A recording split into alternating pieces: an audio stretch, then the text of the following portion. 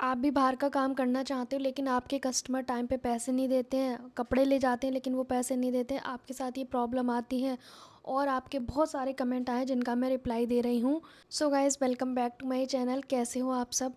तो बात करते हैं कमेंट की, जो कि कल की वीडियो में मुझे बहुत सारे कमेंट आए थे और एक वीडियो और डाला था जिसमें मैंने बताया था अपनी यूट्यूब के बारे में, जो मेरी फर्स्ट पेमेंट आई थी, तो उस पर भी बहुत सारे कमेंट आए थे। तो दो वीडियो के मैं कमेंट ले रही हूँ यहाँ पे, इम्पॉर्टेंट कमेंट ले रही हूँ। बाकी जितनी तारीफ़ करी है उनको क्या लेना, वो तो बस तारीफ़ के ही लायक है वो कमेंट भी।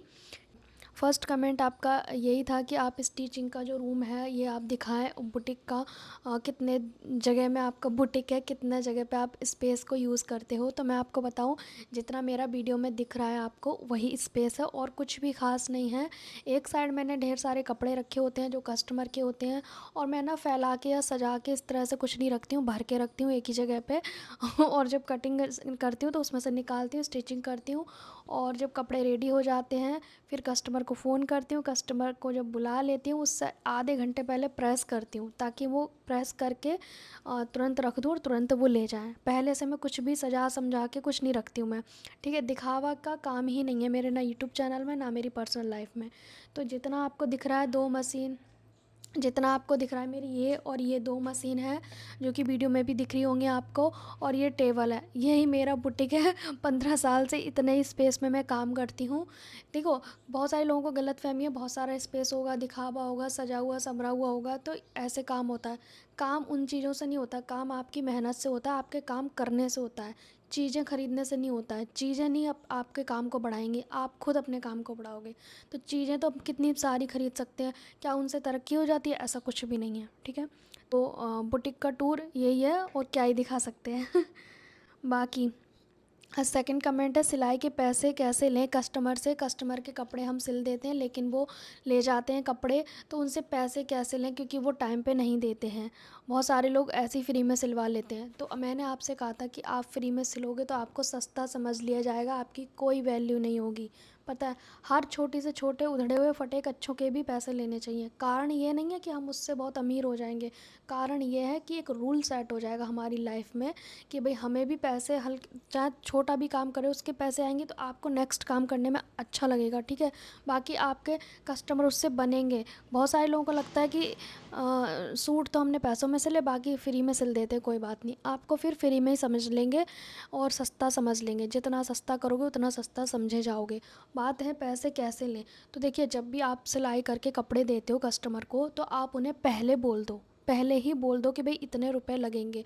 शर्म करने की कोई ज़रूरत नहीं है, जब काम में उतर जाते हैं तो शर्म क्या क्या शर्म रह जाती है फिर, है ना। अगर हम शर्माते रहेंगे, घोड़ा घास से आरी करेगा तो खाएगा क्या, ठीक है। पैसे लेना ज़रूरी है ताकि आप भी मोटिवेट रहो, और पैसे के कारण, पैसा आएगा तो आपका काम करने का मन करेगा, पैसा नहीं आएगा तो फ्री में काम करने का मन नहीं करेगा। तो आपको क्या करना है, अपने मैं अपना बताती हूँ आपको, ठीक है, क्योंकि शायद तब आपको समझ में आएगा। मैं क्या करती हूँ, आज भी मेरे साथ ऐसा होता है, ऐसा नहीं है कि आपके साथ ही होता है। बहुत सारे कस्टमर क्या करते हैं कि मैम कपड़े दे दो, हम फिर दे जाएंगे बाद में।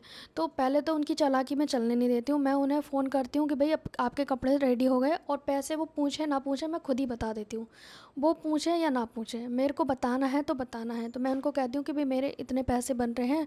तो और ये चीज़ ना मैं व्हाट्सअप के थ्रू भी मैसेज करती हूँ ताकि उनके पास सबूत रहे और मेरे पास भी सबूत रहे कि मेरे को बेवकूफ़ नहीं बना पाए वो।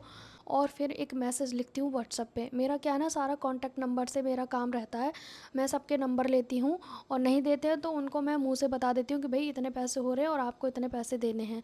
फिर वो लेने आते हैं तो वो कहेंगे कि अरे नहीं मैम, हम बाद में दे जाएंगे। तो मैं क्या करती हूँ, मुझे पता चल जाता है कस्टमर को डील करते करते कौन कैसा है। तो मैं कुछ कस्टमर के साथ क्या करती हूँ, मान ली किसी ने 5 कपड़े सिलवाए, तो वो आ रहा है कि भाई सारे कपड़े हम कल लेने आ रहे हैं, पैसे बाद में देंगे।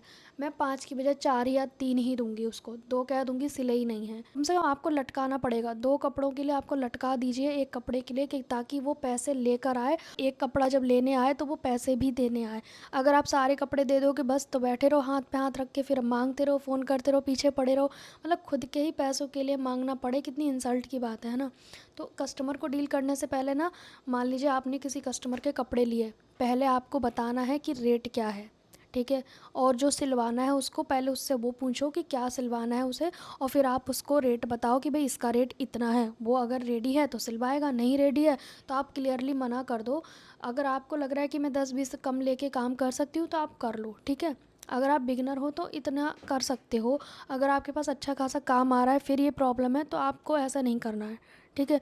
मेरे साथ भी दिल्ली जैसे शहर में भी ऐसा होता है, तो मैं क्या करती हूँ, एक कपड़ा अपने पास ही रख लेती हूँ, मैं फिर सारे नहीं देती। क्योंकि मैं लड़ के झगड़ के मुंह से लड़ नहीं सकती, ना मैं कोई उल्टा सीधा बोल सकती हूँ, और मैं बोल भी नहीं पाती हूँ, ठीक है। तो मैं ना अपना दिमाग का यूज़ ज़्यादा करती हूँ। फालतू ज़ुबान का यूज़ करने से अच्छा है दिमाग का यूज़ करो। मैं कह देती हूँ भाई ठीक है, एक कपड़ा रह जाएगा बाद में ले लेना। फिर वो कहते हैं कि अब फिर जब नेक्स्ट एक कपड़ा जो रह गया होता है उसे लेने आते हैं, तो मैं कहती हूँ कि आपकी इतनी पेमेंट बन रही है, पहले ट्रांसफ़र कर दो या फिर कैश ले आना, ऐसे बोलती हूँ मैं। और एक चीज़ और मैं रखती हूँ, जब भी मेरे कस्टमर है ना रेट के बारे में पूछते हैं और फिर जब लेने आते हैं तो कहते हैं मैम इतना तो नहीं था, शायद इतना बताया था। तो वो कोशिश करते हैं मुझे पागल बनाने की, पर मेरे पास बहुत दिमाग है इस चीज़ का। मैं क्या करती हूँ, फ़ोन के थ्रू बात करती हूँ। फ़ोन से क्या है ना, मेरी हर कॉल मैं रिकॉर्ड करती हूँ। रिकॉर्ड मतलब मैंने परमानेंट रिकॉर्डिंग लगाई हुई है अपने फ़ोन में। हर कस्टमर की बातें रिकॉर्ड होंगी मेरे पास, तो वो मुझे बेवकूफ़ ऐसे नहीं बना सकता। दूसरा, मैं उसे व्हाट्सएप पे मैसेज डाल देती हूँ कि ये रेट है, ठीक है। तो व्हाट्सएप पे मैसेज चला गया तो उसके पास भी सबूत पहुँच गया, मेरे पास तो है ही है। वो चाहे डिलीट भी कर दे तो भी सेंड में रहेगा ना मैसेज। तो मैं ना इस चालाकी से काम करती हूँ। हाँ, देखो हमें किसी से बहसबाजी में से दूर रहना है तो आपको बुद्धि विवेक का यूज़ करना पड़ेगा, अपने फ़ोन का यूज़ करना पड़ेगा, अपना दिमाग का यूज़ करना पड़ेगा। तो कस्टमर से पैसे निकालने का यही एक तरीका है, या तो आप क्लियर क्लियर बोल दो। आप क्या करते होगे कि भाई सिलवाने आ गया, आपको खुशी हो रही है कि भाई बहुत सारा भाई आज तो काम आ गया सिलवाने, और मैं चाहे मतलब कितना भी सस्ता कराए सिल ही दूँगी। सब्ज़ी बेच रहे हो आप, सब्ज़ी थोड़ा ना बेच रहे हो, क्यों सब्ज़ी थोड़ा ना बेच रहे हो आप। आपको ऐसे नहीं करना है, ना ज़्यादा ओवर एक्साइटेड होना है, ना ही आपको ज़्यादा आपको दुखी होना है। कस्टमर आया, नॉर्मल डील करो उससे, और उसका कपड़ा लो, उसको रेट बताओ, पहले ही बताओ रेट। सिलने के बाद कुछ नहीं होगा, पहले बताओ। क्योंकि कुछ चीज़ें मैंने भी फेस की हैं, मैंने तो ज़्यादा नहीं किया क्योंकि मैं ना मेरी क्लैरिटी इतनी रहती है बातों में कि बंदे को रहना है तो रहे, नहीं रहना तो जाओ। क्लियर बोलती हूँ मैं तो मैं क्या करती हूँ, मेरे साथ पता है कुछ लोग चालाकी क्या दिखाते हैं। एक दो कस्टमर है मेरी भी, वो क्या करती है ना कि पहले आएगी सूट डालने के लिए, हाँ कस्टमर, तो मान लो किसी सूट में ऊपर अस्तर लगना है, ठीक है। फिर थोड़ी देर उसने रेट पूछ लिया कि सूट में ऊपर अस्तर लगेगा, क्या रेट है, ठीक है बता दिया मैंने। फिर वो चलते चलते क्या कहती है कि पैंट में भी लगा ही देना अस्तर, पैंट का कपड़ा भी थोड़ा कमज़ोर लग रहा है। तो उसको लगता है कि पैंट में मैंने चलते चलते बोला है तो पैंट में सिर्फ 2 मीटर अस्तर के ही पैसे लेगी और इसके स्टिचिंग के नहीं लेगी। अब दिमाग ये नहीं लगाते वो लोग कि अस्तर तो लगा है, साथ में उसकी स्टिचिंग भी तो बढ़ गई, अस्तर को जोड़ना फिर वापस से सिलना। तो अब उसने रेट सोचा होता है कि मैंने पहले ही पूछ लिया था, दोबारा क्यों पूछूं। तो जब वो लेने आते हैं तो उसी रेट की जुबान पकड़ लेते हैं कि हमने तो ये रेट आपसे पूछा था तो इतना बताया था। अरे भाई तुमने फिर बाद में चेंज भी तो कर दिया कि पैंट में भी लगा देना अस्तर। तो ये चीज़ वो नहीं समझते हैं, पर मैं भी मानती नहीं हूँ। मैं तो मेरे पास तो क्या है, पहले तो मैं रिटर्न में हर चीज़ रखती हूँ, हर चीज़ रिटर्न में रहती है मेरी। फिर मैं क्या करती हूँ, मैं उतने ही पैसे लेती हूँ जितने मेरे बन रहे हैं, चाहे वो रूठ जाए कुछ हो जाए। क्योंकि मैं एक तो चीज़ें नहीं भूलती हूँ, क्योंकि हमारा रोज़ का काम है। हम कैसे, मेहनत करने वाला कभी नहीं भूलता है, देने वाला भले ही भूल जाए, ठीक है। तो मैं तो यही कहूँगी, अपने कस्टमर को आप डील करें टाइम पे, पहले बोल दें कि इतना रेट लगेगा आपको, और कम ज़्यादा भी करना है तो वो आप उसी समय कर लें। सिलने के बाद आप कम ज़्यादा ना करें, पहले ही आप अपनी बात रख लें कि भाई। और रही बात कि आप बिगिनर हो, आपको काम सीखना है और आपको सफाई चाहिए काम में, तो मैं तो कहूँगी आप शुरू में फ्री में भी कर लो, कोई प्रॉब्लम नहीं है। आपको लग रहा है कि आप ट्रेंड हो जाओगे इनके काम करने से, डर निकल जाएगा। डर जब ही निकलेगा जब आप बाहर के कपड़े करोगे। तो आपको सस्ते में सिलना पड़े, फ्री में सिलना पड़े, अपने रिश्तेदारों के सिलना पड़े, आप सिल दो। आप ये समझ लो कि मुझे 6 महीने उन लोगों के कपड़ों पे निकालने हैं, 3 महीने 6 महीने जो भी है, ठीक है।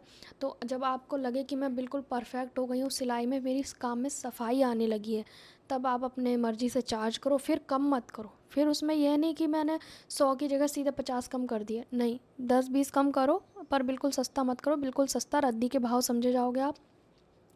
तो कहने का मतलब ये है कि आप अपने कस्टमर को ऐसे डील करें। अब आप, कुछ लोगों ने कमेंट किया कि कपड़े ले गए, अब वो दे ही नहीं रहे, दे ही नहीं रहे। अब तो वो ले गए ना, अब तो आपके पास कुछ बचा ही नहीं है देने के लिए।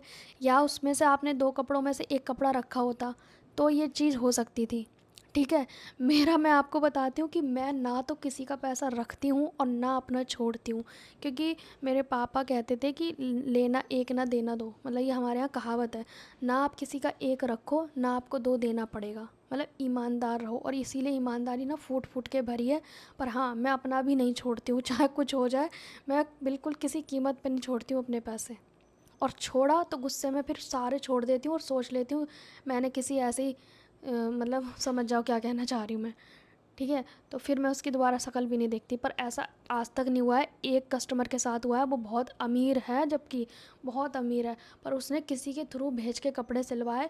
तो आज भी मेरे 1500-1600 रुपये हैं उसके पास, पर मैंने छोड़ लिया, चल छोड़, किसी भिखारी के सिल दिए होंगे मैंने, यही मान के बैठ जाओ। क्योंकि अब उसी चीज़ को लेके दुख मनाते रहोगे तो फिर हम आगे नहीं बढ़ सकते, पीछे मुड़ मुड़ के देखते रहेंगे तो आगे कैसे बढ़ोगे, नहीं बढ़ पाएंगे, ठीक है? तो कस्टमर से ऐसे ही डील करना है, अपने टाइम पर पैसे पहले बताएं। और हो सके तो अगर आप कॉन्टैक्ट नंबर मेरी तरह कर रहे हो कि व्हाट्सअप नंबर ले रहे हो तो व्हाट्सअप पे लिख दो, लिखने से सबूत आपके पास रहेगा, ठीक है?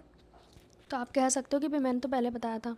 सारे कमेंट आते हैं कि भाई मन नहीं करता सिलाई करने का, पर सिलाई आती है। मन आपका फिर पूरे दिन लगता कहाँ है? आप फोकस करो कि पूरे दिन में आपको सबसे ज़्यादा समय कहाँ जा रहा है। फ़ोन चलाने में, टीवी देखने में, मौज करने में, सोने में, किस चीज़ में जा रहा है? उस मन को वहाँ से उठाओ और दूसरी जगह रखो जहाँ पे आपको करना है काम। 1-2 दिन भले मन नहीं लगेगा, लेकिन तीसरे चौथे दिन आपको आदत पड़ जाएगी। मन वहाँ लगाया जाता है जिसमें आपको कुछ करना है, मन उसमें लगेगा। अब मुझे क्या है ना, मुझे किसी लोगों से, रिश्तेदारों से, किसी से कोई मतलब नहीं है, लेकिन मेरे को अपनी मशीन से बहुत प्यार है, अपने इस सेटअप से बहुत प्यार है। मुझे यहाँ पे काम करना है और बहुत ही खुशी से करना है। जब खुद में खोए रहोगे ना तो आसपास की चीज़ों में ध्यान नहीं जाएगा, ठीक है? मैंने आपको यकीन नहीं होगा कि मैं और मेरे हस्बैंड सब कुछ अच्छा है, लेकिन हमारे घर में टीवी नहीं है। आपको यकीन होगा कि आज के ज़माने में टीवी नहीं है, हैरानी की बात है। इवन कंप्यूटर, लैपटॉप सब चीज़ है, बट मेरे घर में टीवी नहीं है। क्यों? ना तो अगर मैंने टीवी लिया तो मैं नाटक बहुत ज़्यादा देखती हूँ, और जो आपको पता है रियलिटी शो देखने का बहुत शौक है, तो ये सब मैं नहीं देख, मतलब होता तो देखती। तो टीवी इसलिए नहीं रखा है कि मैं ये फालतू चीज़ें ना देखूँ। मेरे हस्बैंड वो अपना कुछ पढ़ाई वढ़ाई करते रहते हैं और अपने ऑफिस तो जाते ही हैं, तो उन्होंने कंप्यूटर ले रखा है। हम दोनों हस्बैंड वाइफ ना सॉन्ग सुनते हैं, ना ही फालतू की चीज़ें देखते हैं, ना मूवी देखते हैं, ना सीरियल देखते हैं, कुछ भी नहीं देखते हैं। आपको पता है कि आपकी गंदी लत क्या है, तो वो चीज़ को ही मत रखो। अगर आपके रूम में टीवी है, आपको लग रहा है पूरा दिन देखते हो, रूम से टीवी बाहर निकाल दो और किसी के रूम में लगा दो, हॉल में लगा दो, ठीक है? तो अपना मन आपको उठा के लगाना है वहाँ जहाँ आपको कुछ करना है। अभी कुछ नहीं किया तो फिर कहते हैं ना, बुढ़ापे में तो LIC वाले भी आपकी जिम्मेदारी नहीं लेते हैं, तो परिवार और भगवान क्यों लेंगे, ठीक है? तो अपने आप को कुछ करना है तो मन ज़बरदस्ती लगाओ। मैंने 2-3 चीज़ें बताई थी। हाँ, आपका लग रहा है कि कुछ, जैसे मैं अकेले रहती हूँ तो मैं क्या करती हूँ, सत्संग लगा लेती हूँ अपने दूसरे फ़ोन में, तो सत्संग सुनती रहती हूँ, या शिव पुराण सुनती रहती हूँ, प्रेमानंद महाराज जी को सुनती रहती हूँ। आप मतलब पॉजिटिव चीज़ें सुनती हूँ, उसमें भी ये नहीं कि नाटक लगा ली, टीवी लगा ली, मोबाइल, ओ सॉरी, सॉन्ग वगैरह लगा ली। सॉन्ग वगैरह कुछ नहीं, इन चीज़ों से तो हमें कुछ भी नहीं मिलेगा, हमें चाहिए पॉजिटिविटी। तो पॉडकास्ट सुन लो, कुछ पॉडकास्ट भी मैं सुनती हूँ, ठीक है, पॉजिटिव में रहने के लिए। तो ये सब आपको करना पड़ेगा, तब आपका मन अपने काम में लगेगा और बाकी घर के काम जल्दी निपटाने होंगे, ठीक है? तब आपका मन करेगा काम करने का। और अगर आपका फिर भी मन नहीं कर रहा तो मतलब आपका सपना वो है ही नहीं, फिर वो आपका सपना ही नहीं है। अगर आपको अपने सपने से प्यार होता तो हर कीमत पे आप लग जाते। आज जैसे कि आज ही देख लो, आज मैं अभी लेटी हुई थी थोड़ा, क्योंकि मेरे कमर में दर्द था, लेकिन मेरे को लगा कि अगर मैंने वीडियो शूट नहीं किया तो मेरा आज का वीडियो कैसे जाएगा और लोगों के रिप्लाई कैसे जाएंगे। तो मैंने खुद को उठाया और उठा के वापस से अभी की अभी जस्ट मैंने बाल को कॉम्ब किया है और मैं बैठ गई हूँ, ठीक है? एक कमेंट बहुत आ रहा है कि ब्लाउज़ की बॉडी नाप का, बॉडी से नाप लेकर ब्लाउज़ की कटिंग स्टिचिंग क्यों नहीं डाल रहे हो, इतनी बार बोल दिया, ऐसे बोल रहे हैं।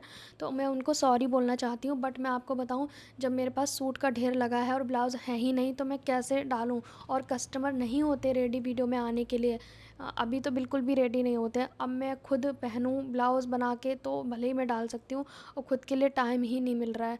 बट लगभग एक ब्लाउज़ मेरे साइज़ का ही आया है, तो मैं उसकी कटिंग स्टिचिंग आपके साथ शेयर करूँगी। आई थिंक कल या परसों पक्का आ जाएगी, और उनका ब्लाउज़ मेरे ही साइज़ का है लगभग, तो आपको मिल जाएगा वीडियो, ठीक है?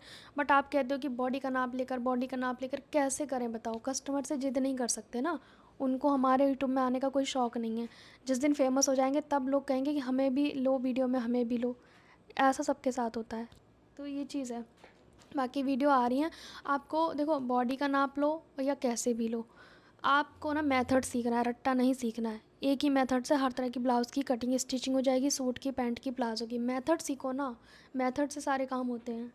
एक कमेंट आया था कि हमें हमारी फैमिली से लोग हैं जो वो बोर्ड नहीं लगाने दे रहे हैं। एक ने कहा कि बच्चे हमारे बोर्ड नहीं लगाने दे रहे हैं, उन्हें शर्म आती है हम बोर्ड लगाने में। तो मतलब शर्म शर्म को त्यागना ही पड़ेगा। आप कोई वो नहीं हो, पहले का ज़माना नहीं है मुँह ढक के बैठे रहें हम लोग अंदर और कुछ ना करें। हमें कुछ करना पड़ेगा अगर हमें खुद की पहचान चाहिए तो। बच्चे या फिर फैमिली वालों को पहचान नहीं चाहिए, पहचान हमें चाहिए, तो हमें करना पड़ेगा। शायद उन्हें इसलिए शर्म आती होगी, उन्हें इंसल्ट लगती होगी, काम नहीं आएगा, अरे फिर बोर्ड की हंसी बनेगी। अरे भैया हंसी बनेगी, किस चीज़ की हंसी बनेगी? हंसी और बातें उन्हीं की होती हैं जिनमें कुछ बात होती है, मरे हुए लोगों की बात नहीं होती है। जो बिल्कुल मरे हुए इन द सेंस मरे हुए टाइप के वो भी लोग आते हैं जो कुछ नहीं करना चाहते, वो खा पी के बस पूरा दिन सोते रहते हैं, वो भी मरे हुए ही समान है, क्योंकि उन्हें कुछ करना ही नहीं है और उनकी बातें कौन करेगा? बात और चर्चे और बुराइयां उन्हीं की होती हैं जिनमें कुछ बात होती है। तो अगर आपको लगे कि आपकी बातें होने लगी है, चारों तरफ आपकी निंदा होने लगी, मतलब आप तरक्की की पहली सीढ़ी तो चढ़ चुके हो। तो बोर्ड लगाओ, शर्म इंसल्ट इसको सब त्याग दो, कुछ नहीं होता इन सब से। जब बातें होंगी तभी हम आगे बढ़ेंगे, ठीक है? चर्चे उन्हीं के होते हैं जो चर्चित होते हैं। और पहले ही आप नेगेटिव सोच लोगे, बोर्ड लगा दिया नहीं आया तो क्या हो गया, कुछ फ़र्क नहीं पड़ता। मैंने 4 साल अपने सेकंड यूट्यूब चैनल को दिए हैं, उस पर बहुत कम ग्रोथ रही, बट मैं फिर भी करती रही, हंसी बनी, सब कुछ बना। अरे वो तो पूरा दिन वीडियो बनाती है, ये है वो, कोई बात नहीं। आज लोग मेरी नकल कर रहे हैं। तो ये चीज़ होता है कि जिस चीज़ की हमारी हंसी बनती है, बातें बनती है, उस चीज़ की नकल करने लगते हैं लोग, क्योंकि वो इसलिए कहते हैं शुरू में उल्टा सीधा, क्योंकि वो हमारे जैसे बन ही नहीं सकते, उनमें ऐसा स्किल्स ही नहीं है कि वो हमारे जैसे बन सके। तो उन्हें क्या लगता है कि हम इन्हें गिराने के लिए, इसको खींचने के लिए पीछे उसको उल्टा सीधा बोलें ताकि वो डिमोटिवेट हो और अपने काम को छोड़ दे। बट हमें यही तो नहीं करना है, यही तो चैलेंज है लाइफ में, यही तो चैलेंज है जिन्हें फेस करना है। और डर डर लगता है, बहुत सारे लोग कहते हैं हमें डर लगता है। अरे डर के आगे ही तो जीत है, आपने सुना नहीं क्या? डर के आगे ही तो जीत है। बस आपको वही एक वो है ना, बैरियर, उसी को तो क्रॉस करना है। ये बैरियर है। मान लो आपको डर कैसे निकालना है कि बाहर का कपड़े से डर लगता है। जैसे कोई नाली है, अब नाली को मुझे कूदना है, ठीक है, तो उसको डर कैसे निकलेगा? खड़े रहेंगे नाली के पास तो ऐसा लगेगा डूब जाएंगे, लेकिन आपने पैर उठा के कूद गए तो आपका डर ख़त्म। अब आपको लगेगा अब तो मैं कुछ भी कूद सकती हूँ। तो बट डर एक पहला स्टेप है, उसको है ना, पहला कदम उठाएं, जो होगा देखा जाएगा। कोई आपको खा नहीं जाएगा, इतना डरने की ज़रूरत नहीं है। पहले आप अपने काम को अच्छे से समझें और सीखें, फिर उसके बाद काम लेना स्टार्ट करें और डर को छोड़ दीजिए, ठीक। अब मेरे पास ही 1 लाख के लहंगे का ब्लाउज़ आया था, अगर मैं डरती रहती, मैंने पहले कभी नहीं सिला इतने, तो भाई ये डर तो निकालना ही पड़ेगा। और वो कैसे निकलेगा? उसको करके निकलेगा, ठीक है? हलवा खाना है, हलवा खाना, हलवा मीठा होता है, मीठा होता है, अगर मैं कहती रहूँगी, लेकिन आपने वो खाया ही नहीं तो आपको स्वाद कैसे आएगा, फ़ील कैसे आएगा? उसे खाना तो पड़ेगा ही पड़ेगा, ठीक है? एक कमेंट आया था कि पैंट में खिंचाव आता है, उसका क्या करें? तो पैंट में खिंचाव आता है बिकॉज़ आपने बैक साइड का आसन छोटा लिया होगा। बैक साइड का आसन हमेशा मैं बोलती हूँ बढ़ाने के लिए साइज़ के हिसाब से। आपने चार्ट वाला वीडियो देखा होगा तो आप उसको ज़रूर देखें। बैक साइड का आसन भी बढ़ाना है और बहुत हैवी साइज़ है तो प्लस में म्यानी लगानी है आपको, ठीक है? थाई पे हल्का लूज़ रखना है। मेज़रमेंट लेते वक्त हल्का थाई पे लूज़ रखना है, ठीक है? तो मिलते हैं नेक्स्ट वीडियो में, तब तक के लिए बाय बाय।